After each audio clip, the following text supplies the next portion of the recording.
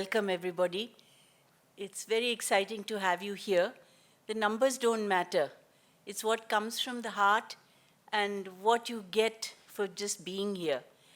Subodh has been an old friend, and it's so energizing and wonderful to hear him. We are really all very lucky. I'll tell you that he started life completely differently. He was a doctor, he had a hospital, and he was mending everybody's bodies, I guess. After that, he realized that he preferred art, and he left all that and started a whole new exciting journey. And he imagines things in a way you can't imagine. He's created the Museum of Goa, which if you go there, it's a delight no matter what age you are. There's so much fun, it keeps changing, and his love of Goa shows in his artworks. He imagines the ocean, he picks up old rusty anchors and he lets them rust further. He will collect shells and make a beautiful installation out of it. Whenever you go to Goa, never miss that museum, because every time you go, it will change. Something inside will change. And he conducts workshops and has a lot of fun, and he gives a lot of enjoyment to everybody. He has also had a passion for Gandhi, which I discovered quite some time ago. And I thought, while we have Gandhi here in the craftspeople's minds, and of course everybody does something with Gandhi, even if it's sticking a little poster up on the wall saying 150 years, and they think that's enough. But in the exhibition, which some of you would have seen, and I hope you'll see more, we tried to bring the makers who have imagined Gandhi for the first time. Usually they make their traditional items, and they stick with the Ramayana and Mahabharata and whatever they know already, and the customers also know. But I gave them this idea last year, and they all have imagined Gandhi in the most imaginative ways, and what I could not have helped them do.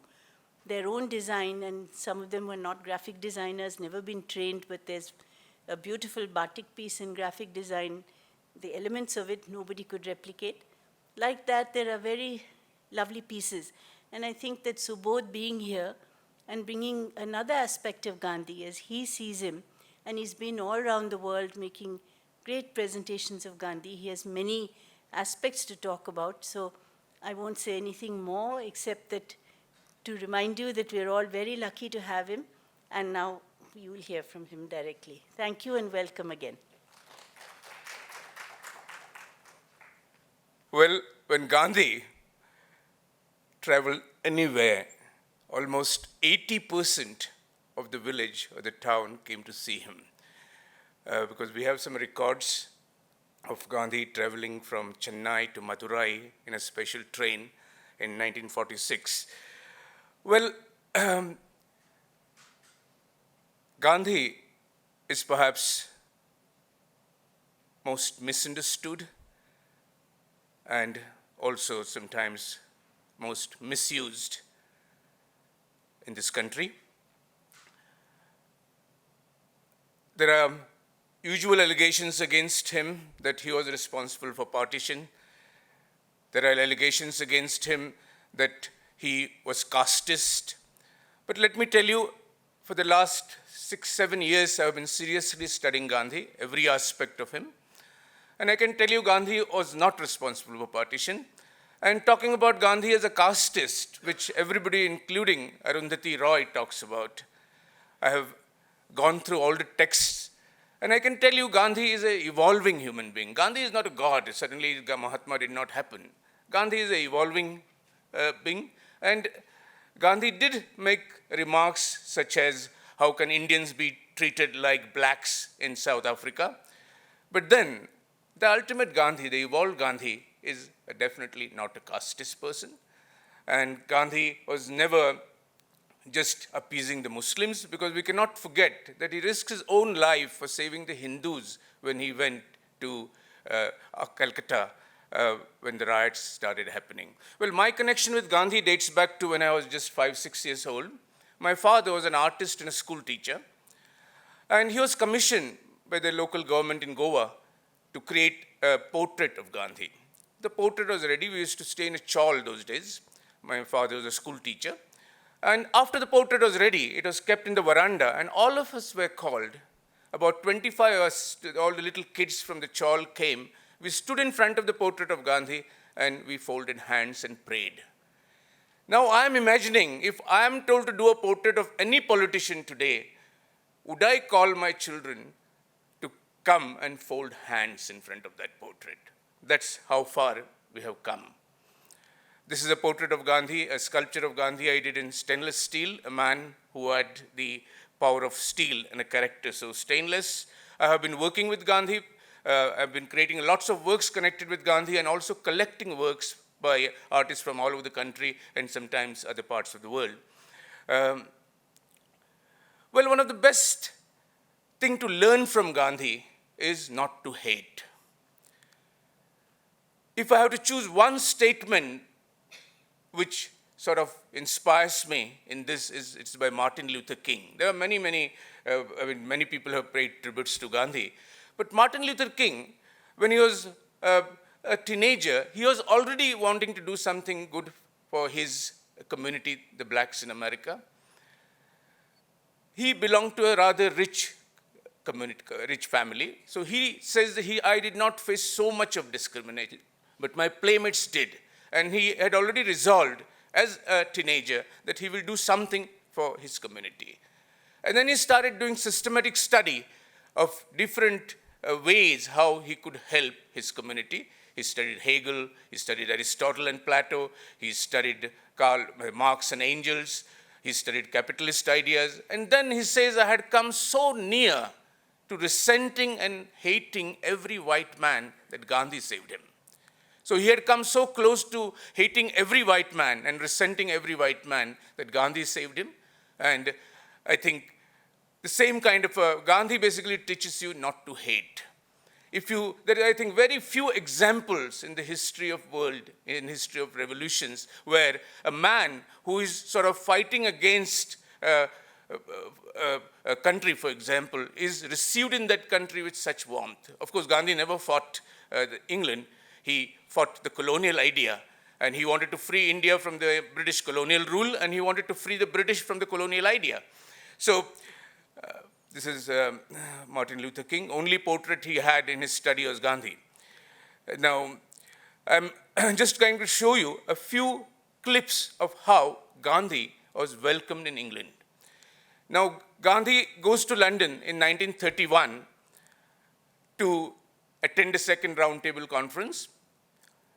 There are thousands of people lining the road in heavy rains and cold to have a glimpse of this man who wants the British out of India.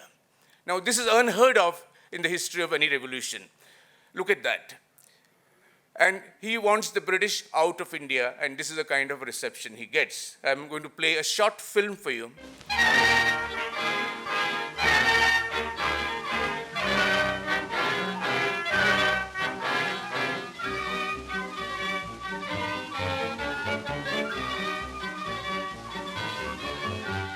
Here he is at last, the mystery man of India. Our first glimpse as the Rajputana came alongside at Marseille.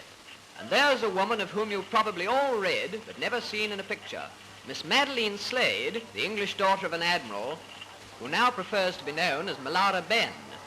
She's one of Mr. Gandhi's most devout disciples. She's leading the way ashore now. And just behind her comes Mr. Gandhi, dressed as he said he would be, in just his loincloth, even in the chilly climes of Europe. And he's carrying with him his pots and pans, which he declared at the customs. He was trotted around Marseille to several receptions and made one or two speeches which rather frightened the French authorities. But when asked to speak into the sound film microphone, he said, "I think not." And so we go on our way to England. Well, here we are at Folkestone, with the Biarritz coming alongside, and as Gandhi said, in proper English weather, pouring rain and bitterly cold. Miss Slade was the first ashore to tend to the luggage, that is, the goat's milk, etc. She was followed by Gandhi's son, and then came the little man, still scantily clad, but with an extremely wet blanket around his tiny frame. I'm sure he must have been frozen. We were in thick overcoats. He picked his way through the puddles along the quay side, and he was wearing sandals, by the way, to the waiting motor car, for he decided that he'd rather go up to London by road. He insisted on sitting up in the front seat with the driver. He said that he could see better that way. So he tucked himself in, and so off to London, whilst his followers went by the boat train. In town, quite a lot of people had waited in the pouring rain outside the Friends Meeting House on the Euston Road to see what he really looked like. But at first they were quite disappointed, because he went in the back way. But shortly afterwards he left by the front way. And then they really did see quite a lot of him, even his knees.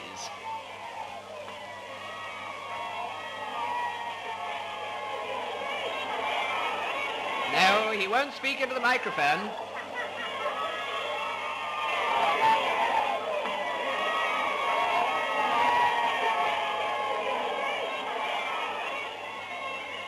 And so to his poplar home, where we leave this bizarre little man, whose coming has caused so much comment, complete with loincloth, spinning wheel and goat's milk, feeling sure that he cannot complain of his reception or the publicity he has received, from which, by the way, we always understood that he shrank.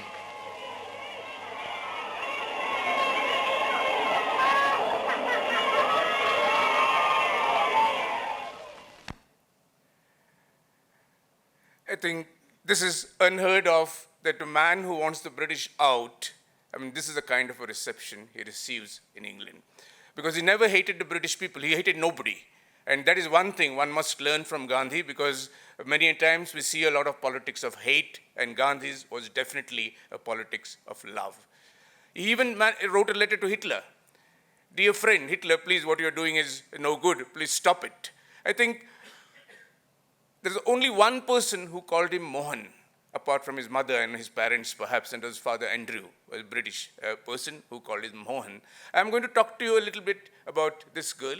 Her name is Madeline Slade. I think during my talk, I'm just going to give you a few glimpses of Gandhi I've admired, rather than, talking on one particular subject, because this idea is just to provoke interest in Gandhi.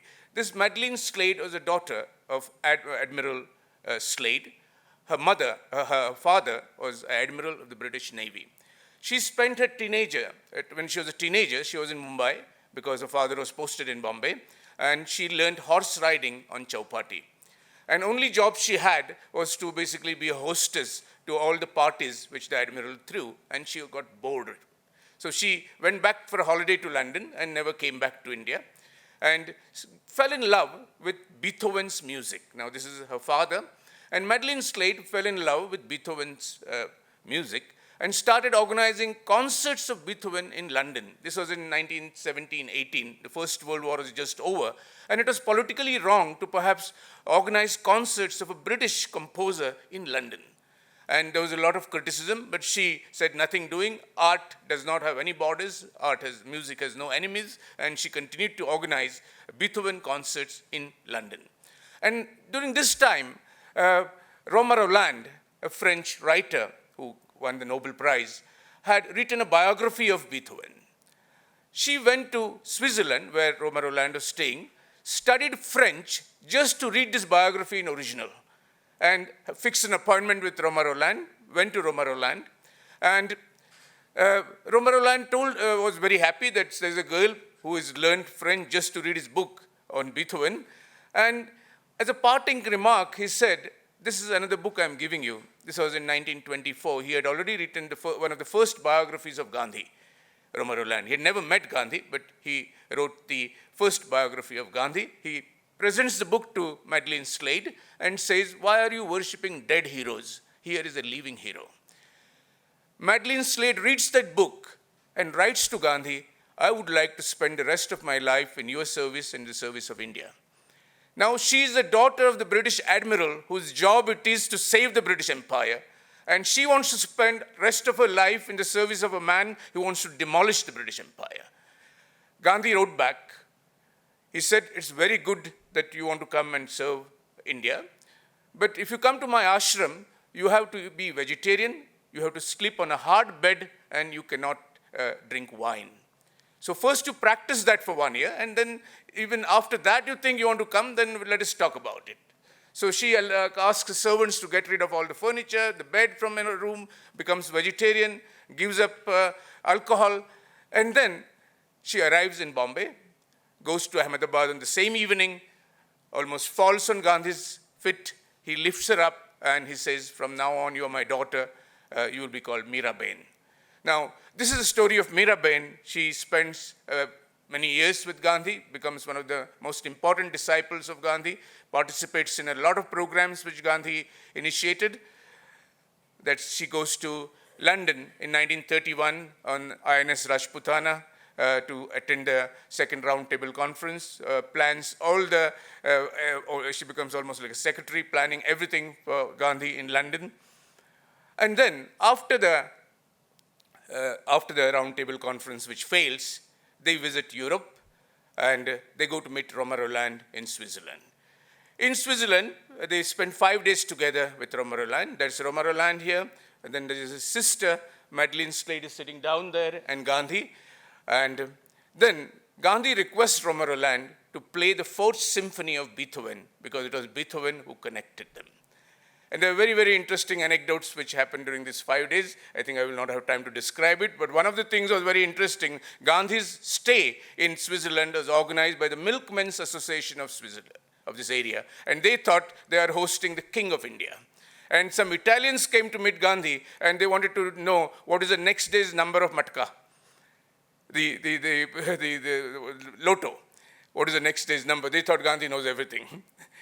The weak can never forgive. Forgiveness becomes one of the most important aspects of Gandhi. Forgiveness is the attribute of the strong. My work with Gandhi connected me with many people. One of them was Rajmohan Gandhi, who sort of connected me with a lot of Gandhi museums and introduced me to the directors.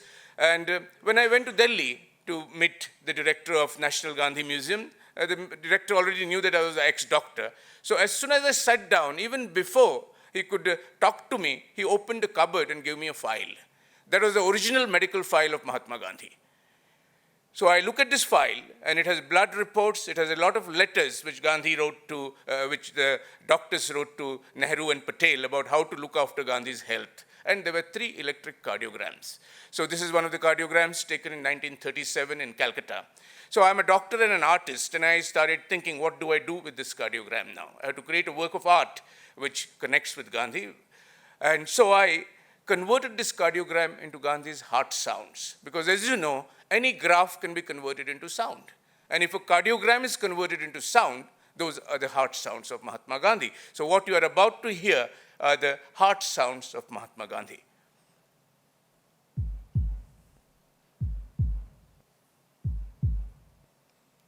And the Gandhi smiles at you if you watch carefully.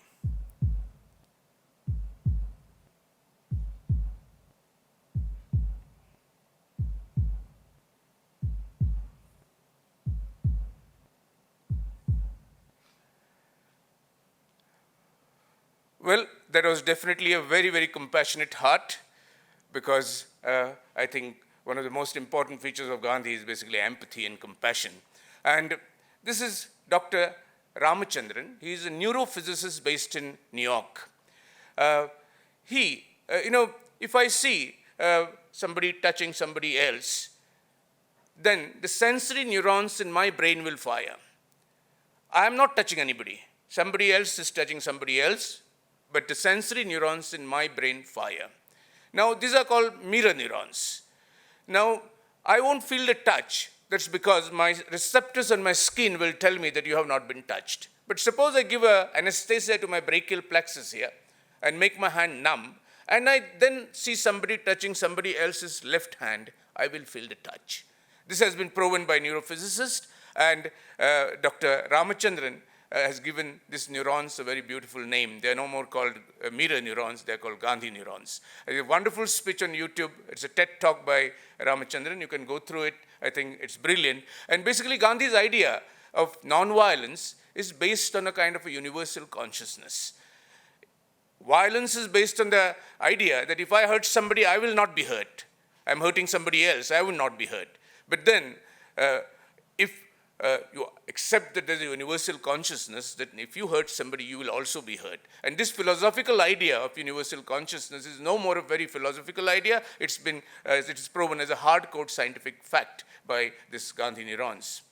This is one of my works, which is called The Pillars of the Nation's Conscience. If you carefully see the space between the two pillars, you will see him. And once you see him, you will not let go of him.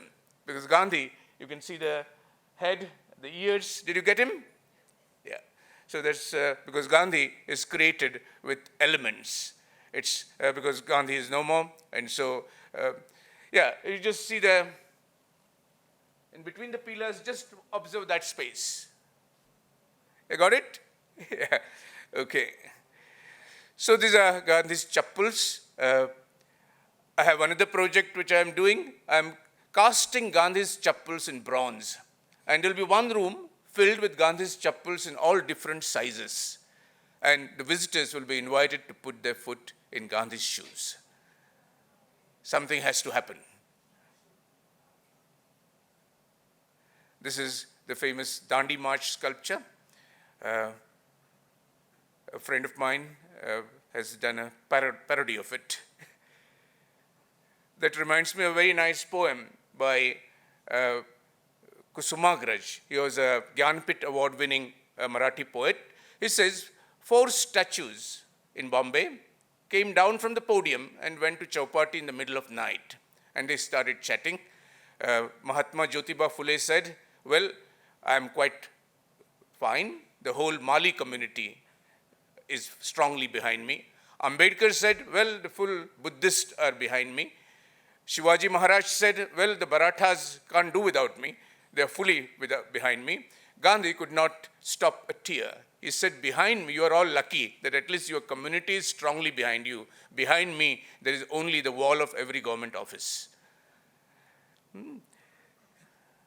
This is my mime. What is happening is R.K. Lakshman.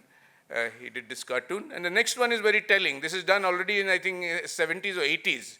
All Mahatma Gandhi roads are basically having foreign Videshi brands.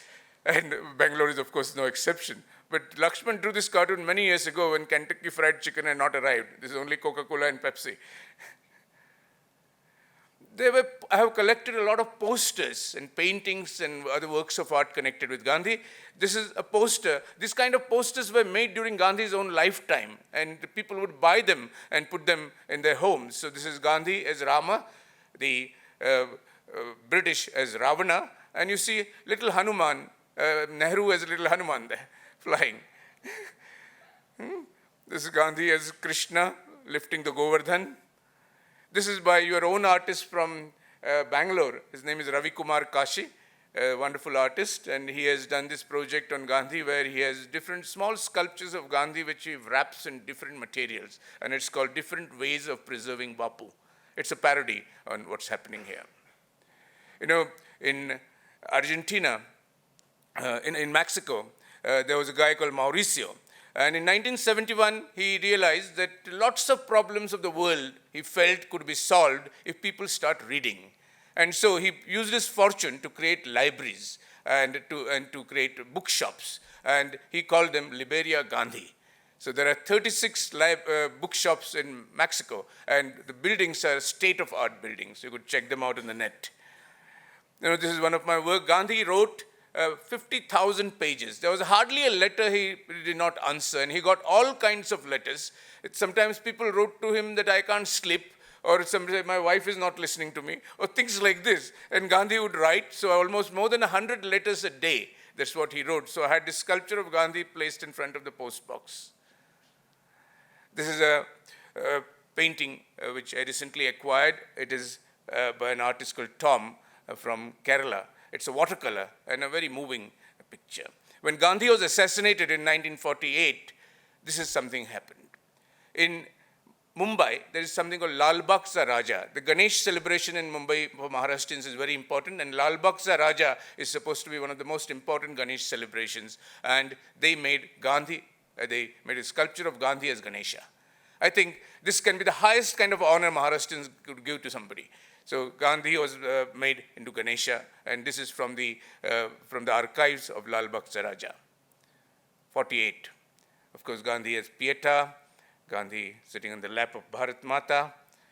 This is, of course, the artist is portraying that the king is bending down when he went to visit the king in London in 1931. But Gandhi would never do that. But Gandhi has been shown as a king, and Madan Mohan Malviya is sitting there, and Sarojini Naidu is sitting there. But after Gandhi came out of this meeting, the journalist asked him, why were you so scantily dressed in your dhoti? Why could you not wear proper clothes to see the king? He said, well, the king was wearing enough for both of us.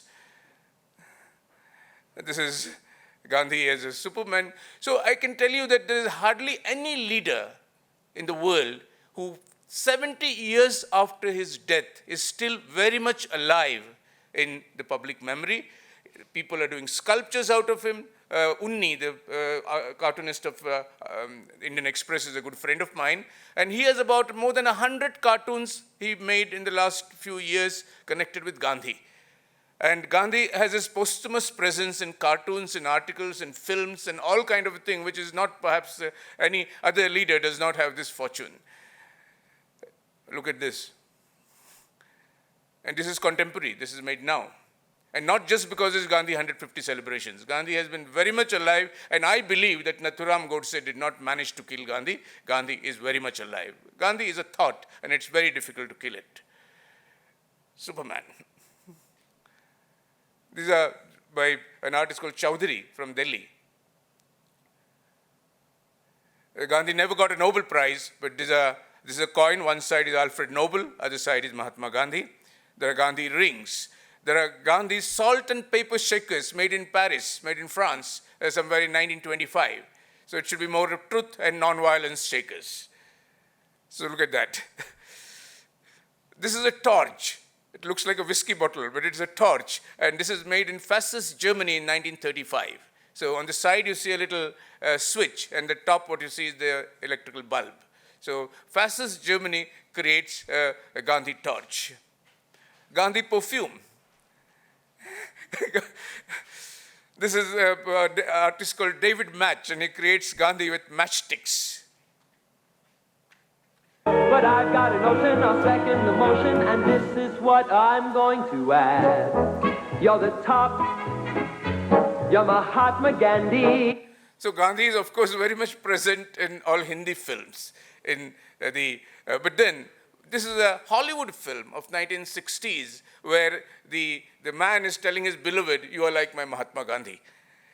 There is an American rapper who does Gandhi Katha with rap music. In Colombia, there was a little road which was made only for pedestrians. The cars were not allowed, and they decided to inaugurate that. And what do? They have a huge picture of Gandhi, and they say, walk. Look at this.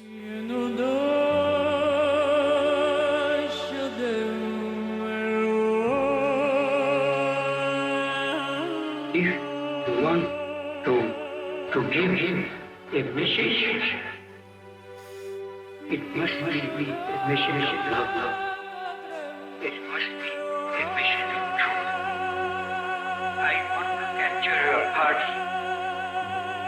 Let your heart have in unison with what I am saying. I shall finish my work. A friend asked yesterday, did I believe in one word? How can I possibly do other? Of course, I believe in word.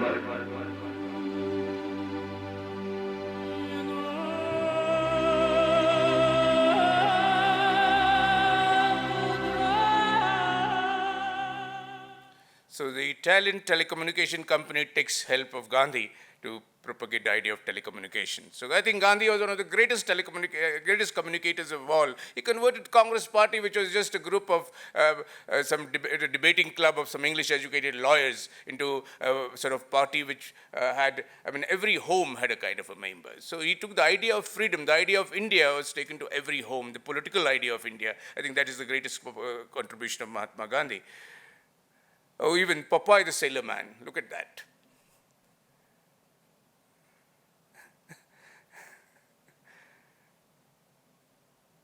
This is a front page of a newspaper printed in Italy, in Rome, and this is printed on this 11th of January, 1932.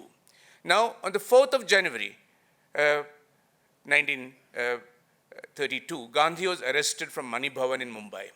The police came at the middle of the night, and Gandhi, it was a Monday, 4th of January was a Monday, and Gandhi was in Maunavrat. He did not speak, so he made a note in the papers saying that let me finish my prayers and come with you. Now, I was showing this picture. This was an elaborate illustration done by an Italian artist, and it finds a place on the front page of an Italian newspaper. If I ask you what is happening in Rome today, I don't think we have idea what is happening in Rome in spite of all the internet and everything. But the world was watching Gandhi. And Italian newspaper feels it fit to have this arrest of Gandhi on the front page of the newspaper. So I tell this story, I show this picture to a group of people I'm addressing on Gandhi in Goa. And there's an old lady, she comes to me and says, Subodh, this police officer whom you see there is my great-grandfather. He arrested Gandhi. And she has the diary of the police officer. And the diary says this, 4th of January 32, a sad day, it fell to me to arrest the Mahatma. The police officer is sad that he has to arrest Mahatma Gandhi.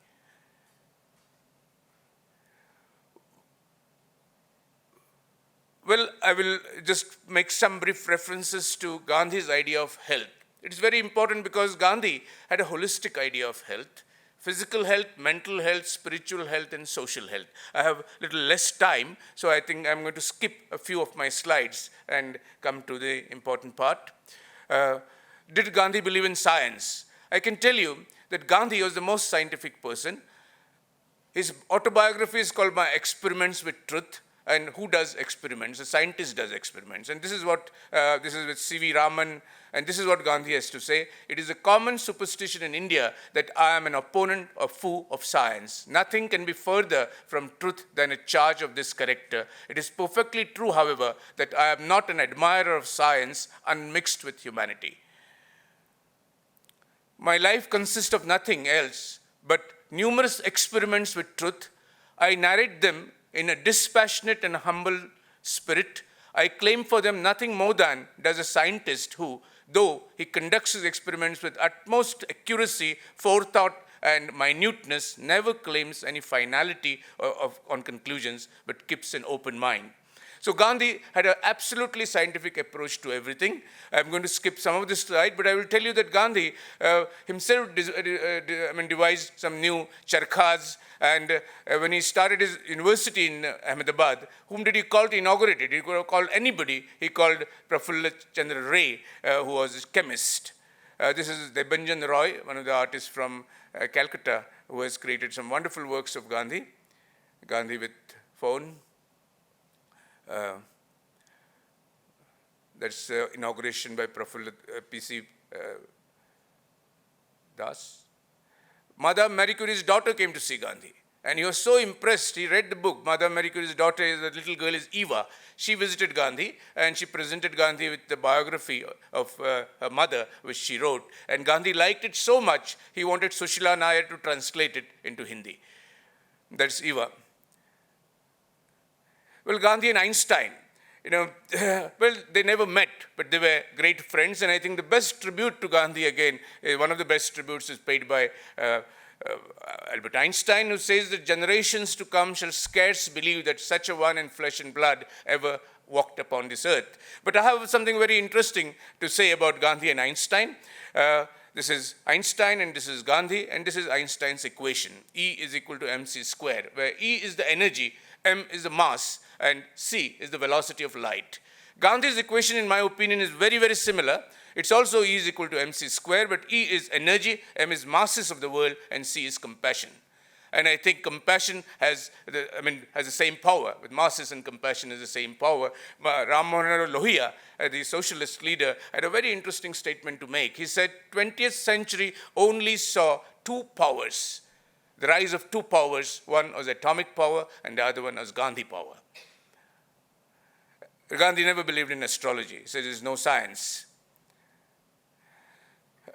Gandhi was always nursing. He was nursing his father, his children. He conducted the delivery of his last son, Devdas.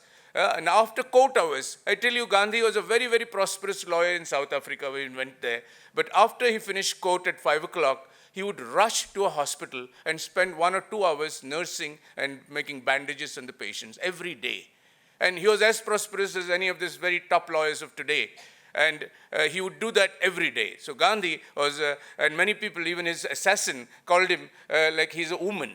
How can we have a woman as a leader of our country? Because Gandhi did many things which were feminine. For example, he was doing nursing, he was fasting. So these were, and then he was cooking and he was cleaning, and all these were kind of feminine traits. But for me, Gandhi is a kind of Ardhanarishwar, and I'm planning to do a sculpture of Gandhi as Ardhanarishwar. That's, Gandhi participated in the Red Cross, and he helped during the Boer War. That's Parchure Shastri. He had leprosy, and Gandhi used to nurse him. The best way to find yourself is to lose yourself in the service of the others.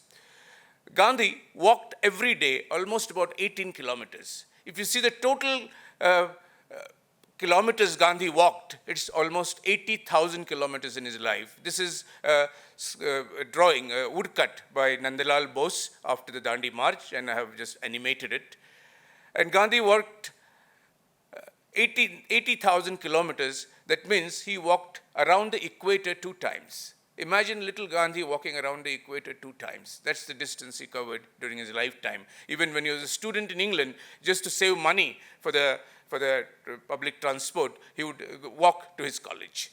So this walking habit continued, and Gandhi also reinvents many things. For example, he reinvents walking into a protest.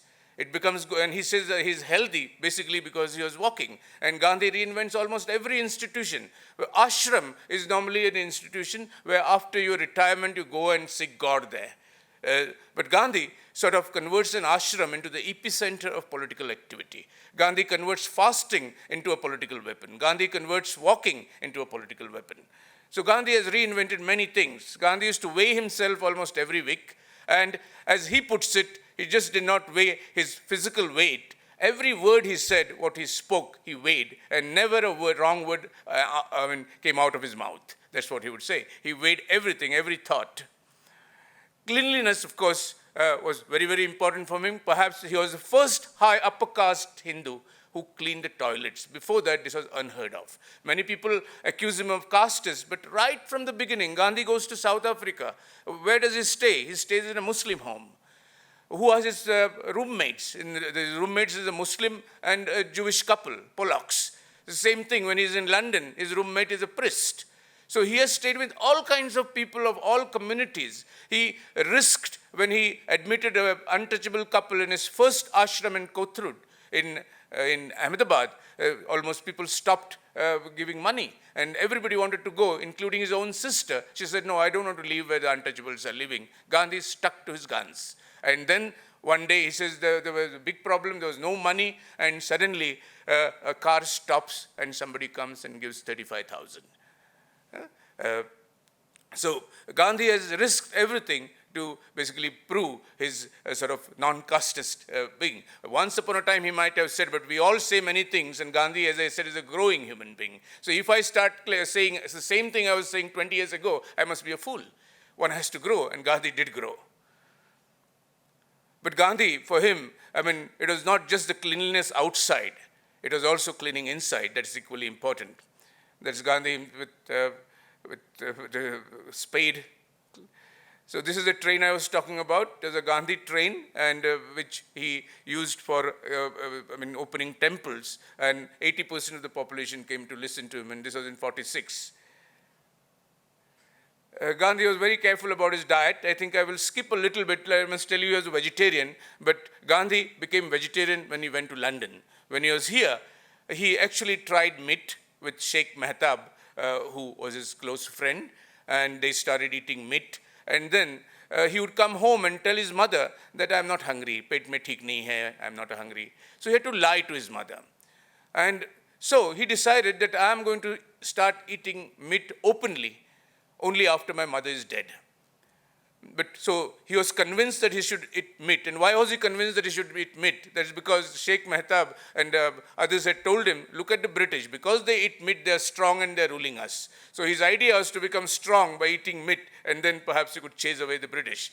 And there was a poet called Narmad who has written also a poem. He says, look at these British people, the meat-eating English people. Because they eat meat, they are 6.5 feet tall.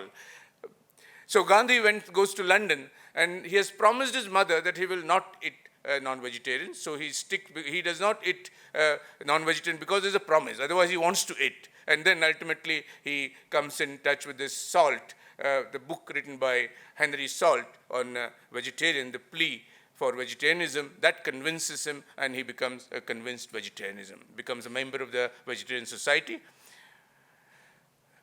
I have been staying in Gandhi ashrams a lot, so I went to Sevagram and I ate in Gandhi's kitchen. There's a Shobha Tai there who cooks, and she had cooked some methi. And personally, I don't like methi vegetable. But then I just sat in the kitchen and I started eating methi cooked by her, and I liked it so much, I said, can I have some more? And then she almost pretended as if she has not heard. So I did not repeat, and I ate it and washed my dish. And then I came out in the next room. This is Gandhi's kitchen, and Bapu bhojan ke sambandh mein Bapu ki suchnaएं. Never eat more than what is required. Never eat because you have to please your tongue, but only what is required. So Gandhi was very, very strict what he ate, and he ate very, very little. That's Shobha Tai who cooked for me. This is a very, very telling picture. You know, Gandhi and Kasturba were returning from London to South Africa somewhere in 1898. And on the ship, they were going from South Africa to London, and from London, this was in 1914, that Gandhi is now deciding to come back to India. So they decide first to go to England, and they go to England, and from England, he returns to India in 1915. So he is already a very well-known leader, and the captain of the ship is aware that there's an important guest. And Kasturba makes a request to the captain, can I cook for my husband? Because everybody knows about his fads about eating. So can I cook for my husband? The captain says, of course, yes, there is a small cabin which is not used. It's an empty cabin. So we will put a stove there and you can cook there. Gandhi comes to know about this request, and Gandhi says, yes, we will cook separately for us, but we don't want a separate cabin and a separate kitchen. There's a common kitchen on the ship, and he says, we will cook there. But the captain says, but there is the pork, beef, and fish, and all kind of meats are there. How can you cook there? So Gandhi says, does not matter. Just give me a little corner of that common kitchen of the ship, and I will cook there. And that was the plurality. That was the tolerance Gandhi had. He did not tell anybody what to eat and what not to eat. He was vegetarian, but he did respect other people's habits. And so this is a story which was narrated to by his great-grandson, Tushar Gandhi. Fasting, Gandhi and sugar is a very interesting story. Once an old lady comes to meet Gandhi with her little grandson. He says, "बहुत शक्कर खाता है. Look at his teeth, खराब हो गए हैं. So please tell him not to eat sugar." So Gandhi says, come after 1 month. So after 1 month, the lady brings the little boy, says, "Shakkar mat khao, look at my teeth, your teeth will be spoiled, don't eat." But the old lady says, "Why did you not tell it to him when we met you 1 month ago?" Gandhi says, "No, 1 month ago I was eating sugar. And I gave up sugar for the last 1 month, and now I have a right to tell him." That day I did not have the right. Smoking, of course, Gandhi was against, but Gandhi went in 1890 to see the Paris Expo when the Eiffel Tower was built. And Leo Tolstoy, who was a friend of Gandhi, had written a wonderful letter to him, which says that Eiffel Tower, he did not like Eiffel Tower. He says Eiffel Tower must have been constructed by somebody after smoking. That's what Leo Tolstoy had written to Gandhi. That is Tolstoy. Gandhi's pipes made by somebody in Gandhi. There's a cigarette case of Gandhi. Alcohol, of course, he was against. But there was an American company which made this Gandhi bowl, a beer, and then there was a protest and they withdrew it. Well, I have to talk to you about Gandhi and religion and his spirituality. I can tell you I was an atheist, but whatever I changed because of my studies of Gandhi, and that's also for a very special reason. I think Gandhi is my spiritual teacher, because what was very important about Gandhi was he did not have to go to the mountain to get connected with the spiritual. I mean, Gandhi was spiritual in protest and in prayer. Whether he went to a protest meet or he went to a prayer meet, the spirituality accompanied him. Whether he was feeding the goat or he was fasting. So Gandhi had multi-religious prayers in every ashram of his, never had a church, a mosque or a gurudwara anywhere in the ashram. And that originates in a wonderful anecdote which happened in 1897. Gandhi and his family were going to South Africa, and off coast Zanzibar, there's a huge storm, and everybody feels now it's all over, we're going to die. And only the captain and Gandhi are sort of consoling all the passengers, and then, of course, they survive. But then Gandhi says, I heard all prayers. The sounds were different, but the spirit was the same. There were Christians praying to Christ, there were Muslims praying to Allah, and there were Hindus praying to Shiva, but then the spirit was the same, and that is the origin of the multi-religious prayers which Gandhi had in all his ashrams. Today, we are having sort of all kind of fanaticism happening. And this is a work which I have created in response to that. I feel that spiritualism has sort of been drained of most religions most of the time, because what remains is a ritual. This SPI is white, and a ritual is I've studded with gold. So this is a work I created recently. Prayer for Gandhi was as real as eating and walking. And he believed, basically, his idea of God was, what is most interesting is, it is a pervading conscious power fills the universe, and that's what we call God, he says. And then he says that God is not a person, God is a principle. His idea earlier was that truth is God, and then he converts it to God is truth. I think that Gandhi and religion itself is an independent talk. I will not, because I have a few minutes to go, so I will just talk about one or two more things, and then we could have some question-answer sessions. I feel that Gandhi and Vivekananda were the greatest perhaps Hindus of the last century, and I can tell you with confidence that if you see Chicago's speech of Vivekananda or speeches of Gandhi, they had the most universal idea of the religion and the Hindu thought. This is not done by Gandhi, but this is my interpretation of Gandhi. Is this a rabbit or a duck? From one side, if you see, it's a rabbit, and it's also a duck. And this is what basically tells you about the religious conflicts in today's world. There can be no peace until they renounce their rabbit god and accept our duck god. Gandhi has a very nice allegory about describing different religions. He says, "Sab dharm अच्छे hai, sab dharm सच्चे hai, लेकिन सब धर्म कच्चे भी है." And he compares all religions. He compares all religions to different compartments of one train. All religions are like different compartments of one train going to the same destination. And he says there is no need of changing your compartments. But then he warns that every compartment needs to be cleaned up from time to time. And that's what he calls religious reforms.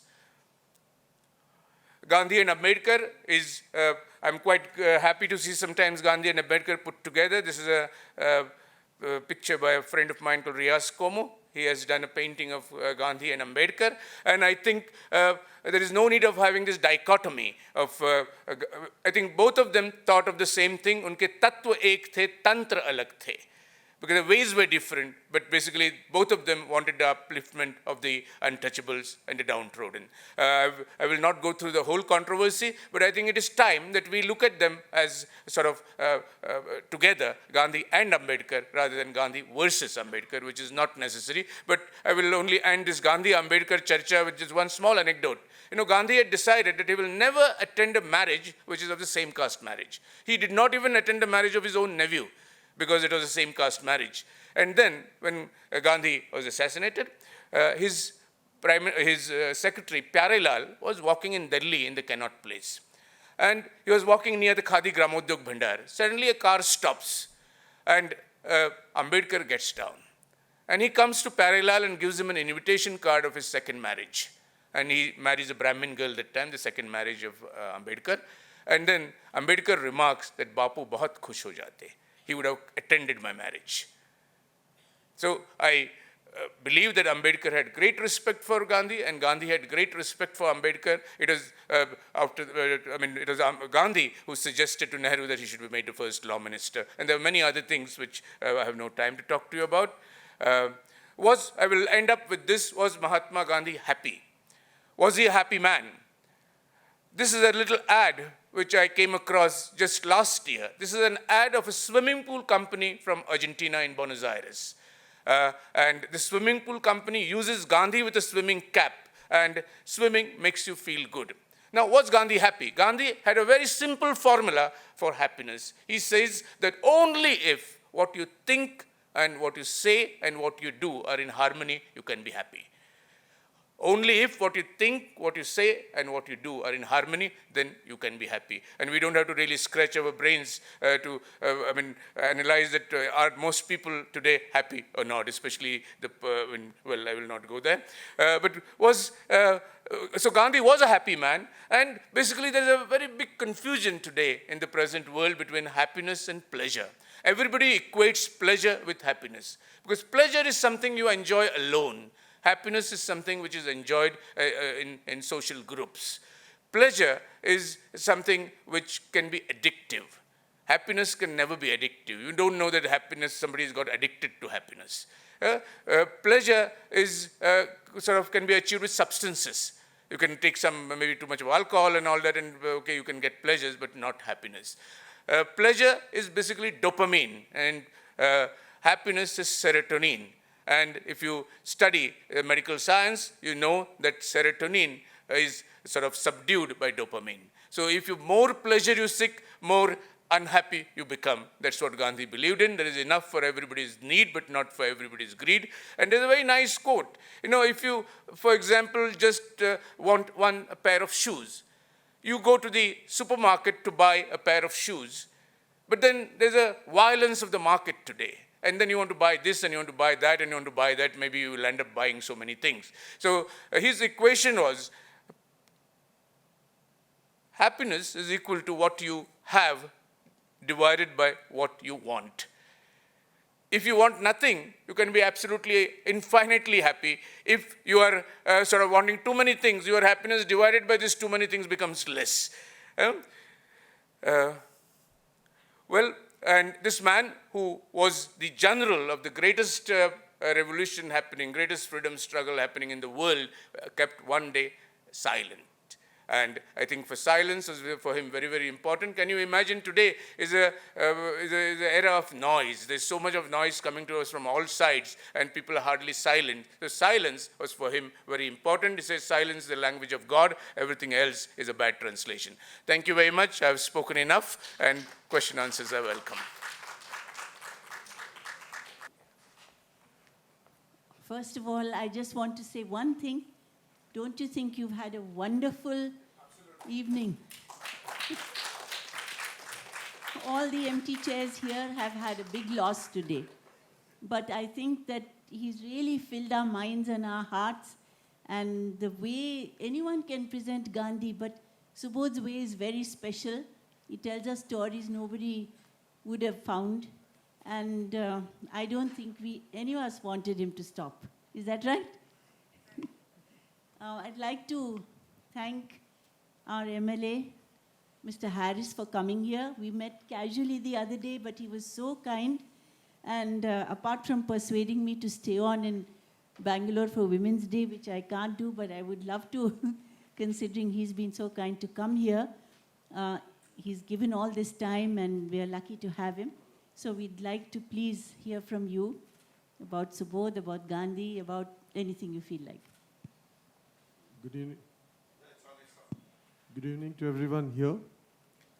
Subodhji, it was really very nice hearing you, and it was like a lot of knowledge and knowing more about Gandhi. It was, the way in which you presented was wonderful. So I have a lot of appreciation for whatever you have done. And Jay Jetliji, I think I don't have to say anything much about her. Basically, when we know Gandhi, it's that simplicity and the humbleness, I think, which we forget today. And that the one incident which you told about that mother brings the child and tells, you tell the child he takes too much of sugar and tell him not to do. Gandhi says, you come after a month. I think if we could practice that in our life, that would have made a big change for everybody. We all speak so much, but we don't practice what we speak. I think that is where our society is being spoiled with. I think, and today's world, we see so much is being told against Gandhi and for Gandhi and things like that. But Gandhi never wanted anything for him. He wanted everything for this country, and I think he sacrificed himself for this nation. And as Jetliji said, the chairs being empty, I mean, one is even, I don't think much of the people were aware that something like this is happening here. Maybe if they were, and it would have been full. So, Ravi, I think we should, we should be, no, because being an MLA of this constituency where this is happening, and I was not really aware that it would be like this. Otherwise, I would have at least brought a few people along with me so that they would have. Next time. No, they would have at least had that privilege to know, hear, and know about it. I felt very, I mean, it was not, because I didn't know what exactly was happening. Anyway, it is very nice and nice to see people who have something, maybe who wants to do and give back to the society. And we need to learn every day in our life about Gandhi and his life. And he has made his life an example for everybody. Maybe it's a practical, what he has done and shown, and if each one of us can follow it, I think this place would be a better place, this country. Thank you. And thank you, Jetliji, meeting you. And again, I request you stay back for my International Women's Day on the 7th, and you can fly back on the 8th. So I'll be happy if you are there with us for that day. Thank you. I think we must use Subodh's time more. Don't let him go too soon. So everyone who has anything to say, it needn't even be a question, but just sharing some of the feelings would be very nice. I'll give you the mic. No, because it needs to get recorded. Okay. Hi. My question to you, Subodh, was there a particular incident or something which led you to get so much more involved or wanting to know more about Gandhi? I saw what is happening to the country, and I was feeling very angry. And instead of shouting, I thought I should do something proactive. And I started studying Gandhi, trying to propagate Gandhi in whatever way I can. And I can tell you, it also made me feel good. Gandhi is also a very good cure for high blood pressure and anger. And it sort of, you will work, but you will not hate. And that is one thing I have learned from Gandhi: I shall never hate, and I don't hate. So basically, whatever you do is a repercussion of what you see around, and you feel there is a need of Gandhi, and Gandhi cannot be forgotten, and Gandhi can never be irrelevant. Yeah. Thank you, Subodh. That was such a wonderful talk. I'm so glad that I made it. Thank you so very much for that. My question comes from, sort of related to the previous question, but it comes from a deeply personal space. When I was watching all of this, and talking about Gandhi and forgiveness and hate, I can tell you right now that I'm filled with a lot of hate, given what we've seen in the last couple of weeks, and I don't know how to deal with that anger.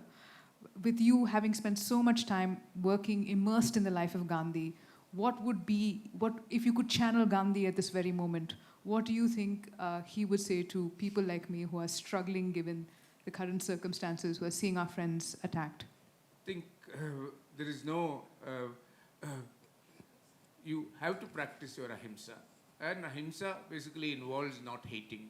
Ahimsa involves forgiving, but at the same time, ahimsa also involves being fearless.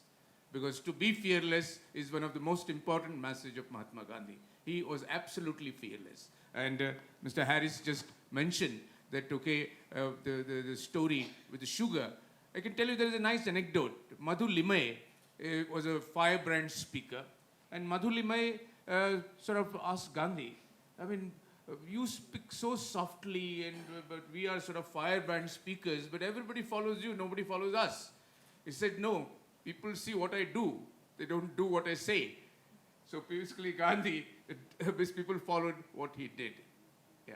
And so I think it is very important to shed hatred, and hatred for nobody, none. Not even, and first of all, the idea of enemy should not happen, because Gandhi basically believed that there is a divinity in everyone. He saw divinity even in Hitler. That's why he wrote a letter, my dear friend Hitler.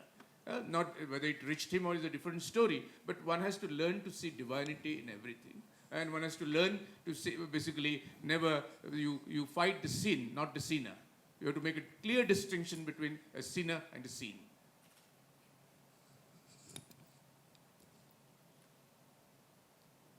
I thought I would also pick up the theme of Beethoven and Gandhi that you spoke of when you talked of Miraben and Madeline Slade. Just a year and a half ago, my husband and I set up a not-for-profit trust here in Bangalore called the South Asian Symphony Foundation. And the aim was to use music and the creation of a symphony orchestra to bring the people of South Asia together.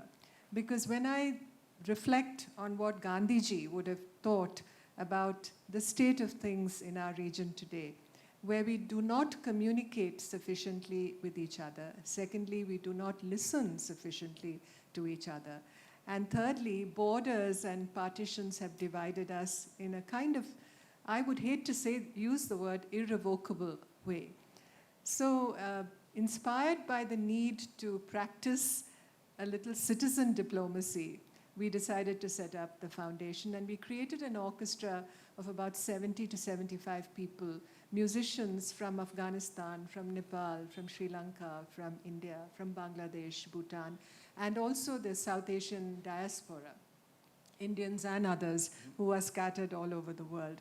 So this crowd of people that we have brought together now feels so invested in the idea of communication and overcoming hate and practicing through music a kind of language of empathy, the word you used, and better communication with each other. So we did a concert, 2 concerts last year, and the second one was here in Bangalore, and we called it From Gandhi to Beethoven. And it celebrated the 150th anniversary of Gandhiji's birth. And we played, of course, we had Indian soloists, we had soloists. We even had a member of the United States Coast Guard band who is Indian origin. And the Coast Guard gave her leave to play in the Gandhi concert in her uniform. So she was the lead flutist in the orchestra.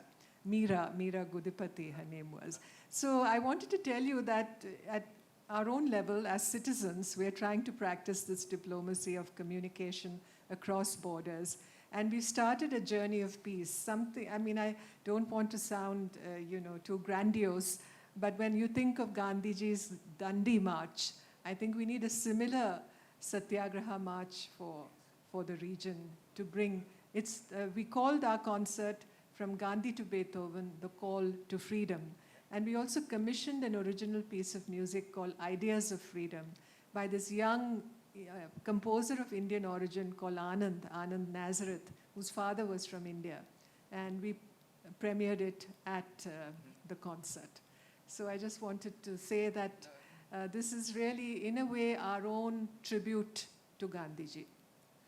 No, absolutely wonderful. I think more and more efforts of this kind should happen. The other day I have a good friend called Sahid Mirza. He's a filmmaker. And he posed a question to me if I have to describe the present world in 2 words. And the words, which sort of we agreed, were terrorism and telecommunication. Now, if you analyze this, terrorism is sort of very organized and so rampant. And telecommunication today, everybody has a telephone. And the technology has evolved so much that almost everybody affords. Telecommunication is never so advanced in the history of the world. But then, if you really analyze this thing, terrorism is a product of non-communication between groups, between religions, between societies, between countries, between ideas. And though we are having so much of telecommunication development, we are not having dialogues, but we are still having monologues. And I think Gandhi is very relevant in these times. And of course, music has a great power to communicate and to break all kind of walls. Yes. Thank you very much for your effort, and I'll be very happy to associate in a wonderful way. Yes. Hi, Subodh. Subodh, as an artist, I mean, you spoke about Gandhi and a lot of other aspects which related to Gandhi, but Gandhi and creativity, Gandhi and, as an artist, what part of that do you see as an artist? Where do you see it inside him? Well, Gandhi was not one man but a motley crowd. See, in Gandhi you see everybody. In Gandhi you see a saint, you see a politician. In Gandhi is fast as a performance art. So he was a performance artist. He was a policeman. He goes to Calcutta, and where the military cannot achieve, one single man achieves the policing of Calcutta and stops violence there. So Gandhi is many people in one person. And he was so creative in the sense, even when he started Dandi March, everybody, including Nehru, felt this is nonsense, Buddha ho gaya hai. Nobody believed that Dandi March could sort of shake the empire, and it did. So Gandhi, whenever he chose any satyagraha, his fasting or any other activity, he was extremely creative. And he was a creative par excellence. So I'm thinking if Gandhiji was alive today, he would have come up with a very interesting satyagraha. I'm still thinking. Yeah, I know that's what I was trying to go with the next question. What would be something that would be so creative? Because you almost have to, in today's scenario, have to like think out of the box of the current framework that we have to come up with some kind of solution which will shake, because I mean, like someone I said. think one most important thing he would come up with, first of all, anybody who does something has to preach it by practice. You cannot just bring on social revolutions by speeches. As Gandhi rightly said, people saw what he did, not what he said. And so that utter sincerity. It happened some time back with Anna Hazare, because he was comparable to, people thought he's like Gandhi. Of course, in my opinion, I mean, Gandhi is much, much more complex than Anna Hazare. But then still, there was a kind of an image of Gandhi which carried the fancy of the people. It did happen. The whole country, everybody was saying, I am Anna. And so something like this happened. But I think we have to have a Prati Gandhi. We have to have somebody who will be absolutely sincere to the core and show it by his deeds and not just through his speeches. Thank you.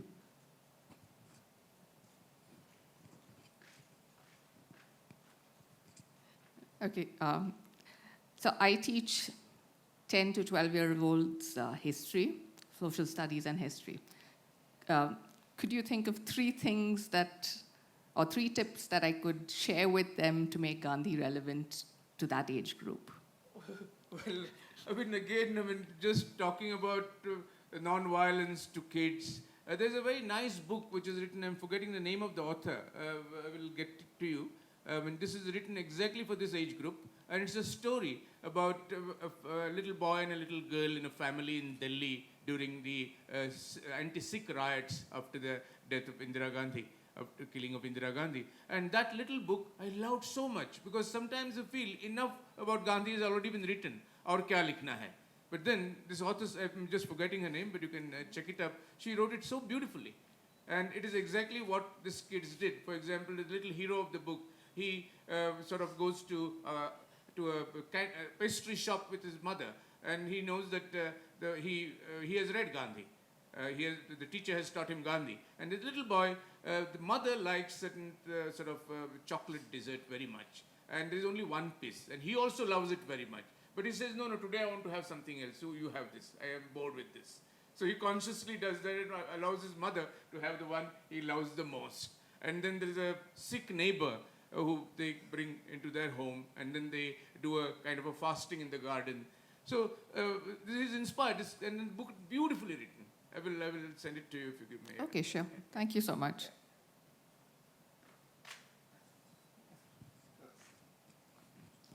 Yeah. No, anyway, yeah. Thank you very much. Thank you very, very much.